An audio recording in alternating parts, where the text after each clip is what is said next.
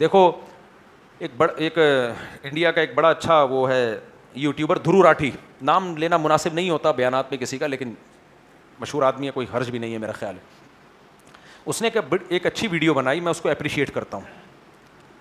عام طور پہ جو تھوڑا سا پڑھا لکھا ہو جاتا ہے نا, تو سب سے پہلے تو وہ اسلام کو تختہ مشق بناتا ہے, لیکن اس نے ایک اچھی بات کہی. اس نے کہا کہ یہ جو قرآن کی آیت ہے, قرآن کی ایک آیت ہے جس میں آتا ہے کہ اقتلوا المشرکین حیث ثقفتموہم, مشرک کو جہاں پاؤ قتل کر دو, ٹھیک ہے نا. تو اس سے کہا کہ یہ جو دہشت گرد لوگ ہوتے ہیں نا, یہ اس آیت کو سیاق و سباق سے ہٹا کے پیش کرتے ہیں. مثال کے طور پر کوئی اس آیت کو بنیاد بنا کے کسی ہندو کو, مشرک کو جہاں پاؤ قتل کرنا شروع کر دے, اور کوئی دیسی لبرل یہ ویڈیو بنانا شروع کر دے کہ دیکھو مذہب جو ہے منافرت پھیلا رہا ہے اور قتل و غارت کا میدان مذہب غلط کر رہا ہے, تو مذہب ہونا ہی نہیں چاہیے. تو یہ غلط ہے میرے بھائی, وہ مذہب کا غلط استعمال کر رہا ہے. وہ اس آیت سے پہلے جا کے دیکھے گا سورہ توبہ میں, تو پتہ چلے گا یہ ان مشرکین کے بارے میں بات ہو رہی ہے جن سے مسلمانوں کی لڑائی تھی, اور 4 مہینے کا ایگریمنٹ ہوا تھا ان سے کہ بھائی 4 مہینے تک ہماری آپ سے جنگ بندی ہے, 4 مہینے کے بعد ہم جہاں پائیں گے قتل کر دیں گے. تو یہ خاص موقع پہ خاص مشرکین کے بارے میں نازل ہوئی ہے, علی الاطلاق مشرکین کے بارے میں نازل نہیں ہوئی. اگر ہوئی ہوتی تو مسلمانوں نے پوری دنیا میں حکومتیں کی ہیں, مگر ہندوؤں کو بھی رکھا ہے, عیسائیوں کو بھی رکھا ہے, یہودیوں کو بھی رکھا ہے, کسی کو اس بیس پہ کبھی قتل نہیں کیا گیا کہ یہ ہندو ہے. تو اب بتاؤ, اگر کوئی قرآن کی آیت کا غلط استعمال کر کے لڑائیاں پھیلا رہا ہے, نفرتیں پھیلا رہا ہے, تو آپ مذہب کو برا کہہ سکتے ہو؟ اگر کہو گے تو پھر تو میڈیکل سائنس کا بھی غلط استعمال ہو رہا ہے کہ نہیں ہو رہا؟ ہر علم کا ایک صحیح استعمال ہے, ہر علم. وکیل وکالت کا غلط استعمال سب سے زیادہ تو وکیل کرتے ہیں, وکالت کا غلط استعمال. وکیل کو پتا ہوتا ہے پھنسانا کیسے ہے, بچانا کیسے ہے. 1 نمبر وکیل ہوگا مظلوم کی مدد کرے گا, 2 نمبر وکیل ہوگا اسی قانون کا غلط استعمال کر کے ظالم کو مروا دے گا, مظلوم کو مروا دے گا وہ. تو آپ یہ کہو گے کہ وکیل ہونے ہی نہیں چاہیے, عدالتی قانون ہونا ہی نہیں چاہیے. جج اگر 2 نمبر ہے, اسی عدالت میں غلط فیصلہ کر کے بے گناہ کو, قانون کا غلط استعمال کر کے بے گناہ کو لٹکا دے گا وہ. لیکن اگر وہ ایماندار ہے تو کوئی قانون کسی بے گناہ کو لٹکانے کی ترغیب نہیں دیتا. تو اسی طرح میرے بھائی, مذہب کا غلط استعمال اور صحیح استعمال, تو مذہب میں جنہوں نے مذہب کو صحیح معنوں میں پڑھا ہے ان کو فالو کیا جائے گا, ہر آڑے ترچے کو فالو نہیں کیا جائے گا مذہب میں. تو اللہ تعالیٰ ہمارے ایمان کی حفاظت فرمائے. میرے پورے بیان کا حاصل اور خلاصہ یہی ہے, سائنسی علوم میں ترقی حاصل کرنا بھی ہمارے مذہب کا حکم ہے, ایک آرڈر ہے اس کا, لیکن یہ مقصود کائنات نہیں ہے, مقصد حیات نہیں ہے. تو اس کو جو موضوعات قرآن مجید کے ہیں وہ میری اور آپ کے لیے بہت زیادہ اہم ہے, صرف اہم نہیں ہے, بہت زیادہ اہم ہے. اللہ تعالیٰ ہمیں عمل کی توفیق عطا فرمائے.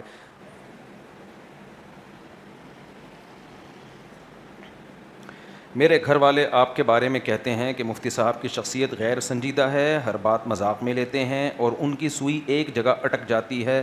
بس آپ کے گھر والے میرے بیانات نہیں سنتے, میرے شارٹ کلپس دیکھتے ہیں.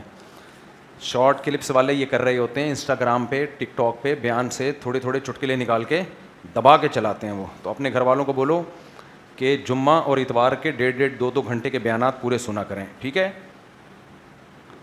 پھر بھی اگر وہ کہیں کہ یہ غیر سنجیدہ ہیں تو پھر گورنمنٹ میں کسی پر کہنے پر گورنمنٹ کی طرف سے کوئی پابندی نہیں ہے. امام ابو حنیفہ رحمہ اللہ تعالیٰ کا قول, جب صاحبین کی وجہ سے بہت سے فتوے مسترد کر دیے جاتے ہیں تو امام ثلاثہ کی رائے پر عمل کرتے ہوئے تو امام ابو حنیفہ کی رائے چھوڑ سکتے ہیں, ایسا کیوں نہیں ہے؟ اس کی وجہ یہ ہے, یعنی بھائی کا سوال یہ ہے کہ بعض دفعہ ہم امام ابو حنیفہ کا قول چھوڑ کے صاحبین کا قول لے لیتے ہیں, یعنی ان کے شاگردوں کا. تو پھر بعض دفعہ ایسا ہی کر لیا کریں کہ امام حنیفہ اور ان کے صاحبین کا قول لے کے باقی تینوں اماموں کا قول لے لیں. وہ اس لیے نہیں کیا جاتا کہ چاروں فقہ کے نا اپنے کچھ اصول ہیں, ان اصولوں کو مد نظر رکھ کر مسائل نکالے گئے ہیں. تو اگر امام حنیفہ کا قول چھوڑ کے صاحبین کا قول لیتے ہیں تو اصول نہیں ٹوٹ رہے ہوتے, اصول وہی رہتے ہیں. اب آپ کہہ سکتے ہو جب یہ چاروں اسلام کو فالو کرتے ہیں تو ان کے اصول الگ الگ کیوں ہیں؟ تو وہ اصول بھی اسلام کے اندر ہی ہیں, اسلام سے باہر نہیں ہیں. ایک اصول کی میں مثال دیتا ہوں. مثال کے طور پر امام شافعی رحمہ اللہ تعالیٰ کا, یار شہریار بھائی پھر میں بھول نہ جاؤں, وہاں نماز کی جگہ جو ہے نا تھڑے پہ, تاکہ نمازی پھر وہاں صفیں بن جائیں, یہ اس کا ذرا خیال کریں. تو مثال کے طور پر امام ابو حنیفہ کا اصول, یہ فقہ حنفی کا اصول ہے کہ حدیث متواتر یا قرآن کے مقابلے میں خبر واحد حجت نہیں ہے. یعنی قرآن میں ایک حکم آ گیا نا اور صحیح حدیث ہے, لیکن وہ حدیث ہے خبر واحد, یعنی اس کو نقل کرنے والے بہت سارے لوگ نہیں ہیں, تو پھر امام حنیفہ قرآن کو سپیریئر رکھتے ہیں, حدیث میں یا تو تعویل کرتے ہیں یا رد کر دیتے ہیں.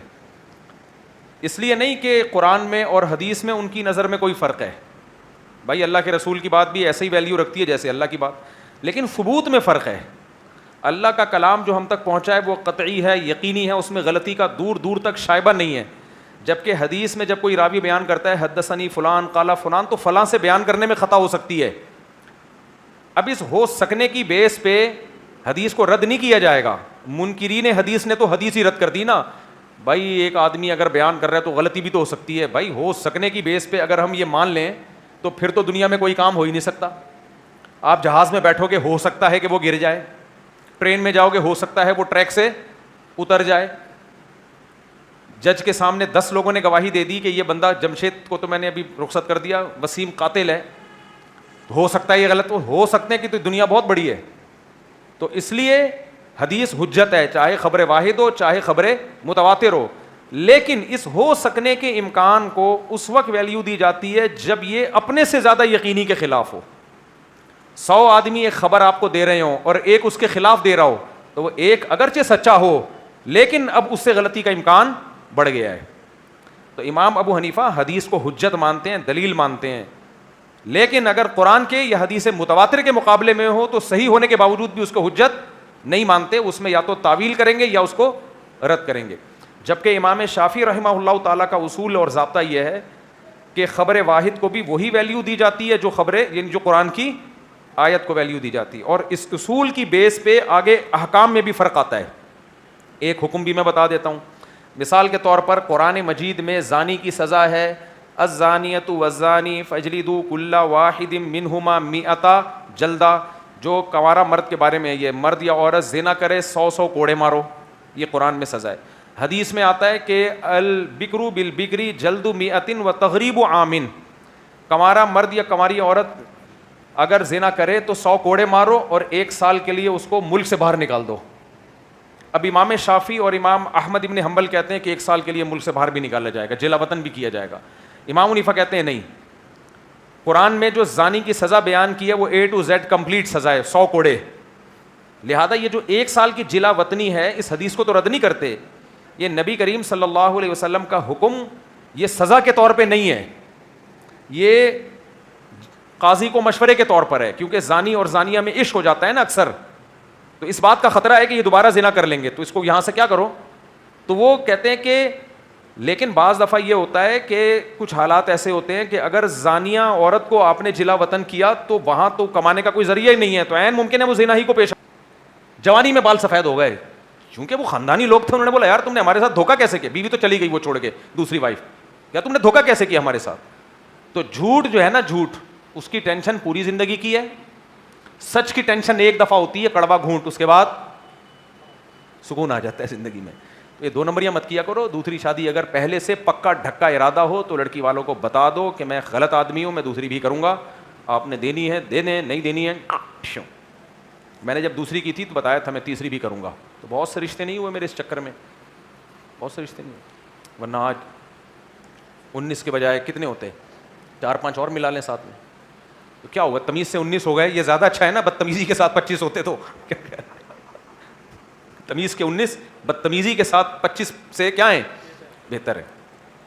پھر وہ بچے بھی ڈرامے بازیاں کر رہے ہوتے, جب ان کو پتا ہوتا ہمارے ابا نے بھی 2 نمبری کی تھی, تو بچے بھی کیا کرتے, پھر بچے ابا سے بھی 2 نمبری, اماں سے بھی 2 نمبری, ہر جگہ. پھر یہ پورا نسل میں ڈی این اے میں 2 نمبری آ جاتی ہے, سمجھ رہے ہو. بالکل صاف نہیں, کس نے کہا بھائی, حدیث میں آتا ہے احف الشوارب, احفا عربی میں مبالغہ کو کہتے ہیں, تو شوارب جو مونچھیں ہیں حدیث میں آتا ہے اس کو مبالغہ کر کے کاٹو, تو زیادہ بہتر یہی ہے, باقی رکھنا بھی جائز ہے.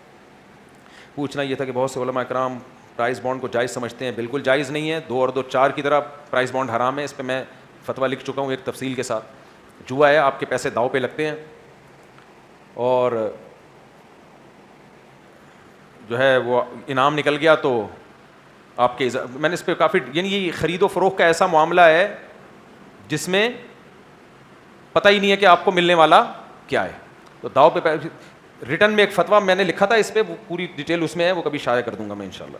مفتی زین, آج کل مہنگائی اور معاشی حالت بہت مشکل ہیں, انصاف اور قانون کی یہ صورت حال ہے, کیا اسلام اس بارے میں ہماری رہنمائی کیا کرتا ہے؟ آپ کے خیال میں ایک عالم دین کی کیا ذمہ داری ہے اور ہم سب کو مل کے کیا کرنا چاہیے؟ ہم سب کو مل کے یہ کرنا چاہیے کہ جو اپنے بس میں ہے وہ چھوڑو نہیں، اور جو چیز اپنے بس میں نہیں ہے اس کے پیچھے پڑو نہیں۔ یہ مہنگائی میرے اور آپ کے کنٹرول میں نہیں ہے، یہ ہمارے سیاست دانوں کے کنٹرول میں ہے، اور وہ بھی اس وقت تک کنٹرول کرنے کی کوشش کرتے ہیں جب وہ اپوزیشن میں ہوتے ہیں۔ آئی بات سامنے؟ تو مہنگائی کے خلاف جہاد بھی ہوتا ہے، مہنگائی کے خلاف دھرنے بھی ہوتے ہیں۔